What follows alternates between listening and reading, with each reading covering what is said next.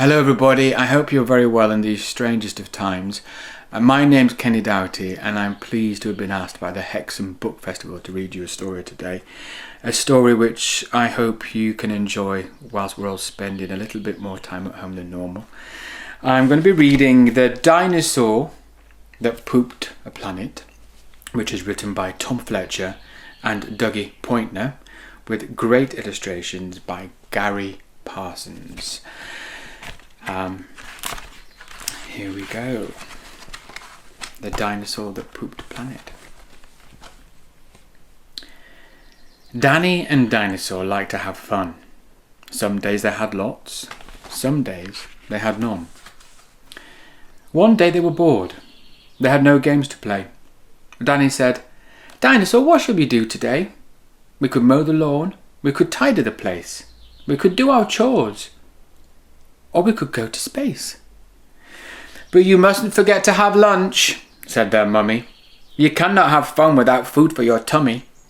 So they packed a packed lunch for the Science Museum, where rockets were kept if you wanted to see them.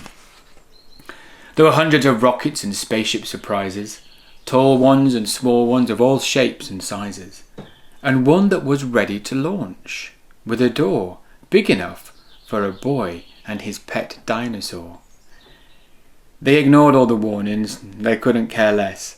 They pressed all the things they shouldn't have pressed.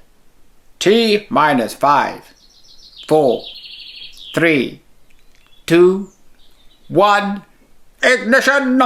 They started their intergalactic space mission. They flew higher than houses and buildings and cranes, much higher than birds and even higher than planes. "We're in space!" Danny yelled as they floated around. But the dinosaur's tum made a rumbling sound. "Is it time to have lunch?" Danny looked at his watch. Then he looked all around for the dino's lunchbox. Danny started to worry. They started to panic. They'd left their packed lunches back home on their planet. So with no food on board, not the smallest of crumbs, a disastrous dinosaur feast had begun. It gobbled up gadgets and gizmos galore. Nothing was safe from the space dinosaur. Robots and ray guns and blinking red blinkers, eating things thought up by NASA's great thinkers. The hyperdrive gamma reactor machine was swallowed along with the space tractor beam. It chewed and it chomped on the spaceship controls.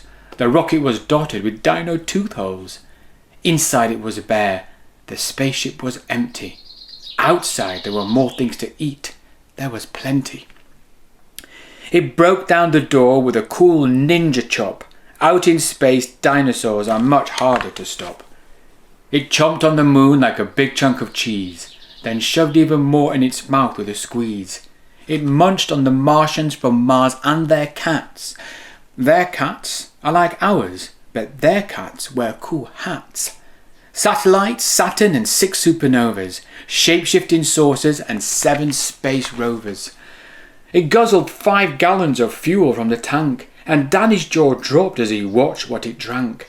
With a crunch and a crack and a nom nom nom nom, in one dino gulp, their rocket was gone. Now nothing was left. All Danny could see was a fat dinosaur where the rocket should be. And so they were stranded with no way back home, just Danny and Dino in space all alone. Now Danny was crying. He cried and he cried. He cried and his tears filled his spacesuit inside. Unless they were going to stay there forever, the dinosaur needed to do something clever. With a feeling of guilt deep down in his gut, its brain brewed a plan involving its butt. It knew there was only one thing it could do. To get them back home, it needed to poo! Like a poop-powered rocket, the dinosaur flew. Dan hopped on its back and he watched as it pooed. It pooped out the robots and ray guns and blinkers. The things NASA's thinkers thought up were now stinkers. It pooped out the moon, it pooped out the stars. It pooped the space rovers from Martians from Mars. When Danny looked back, he could see a poop trail.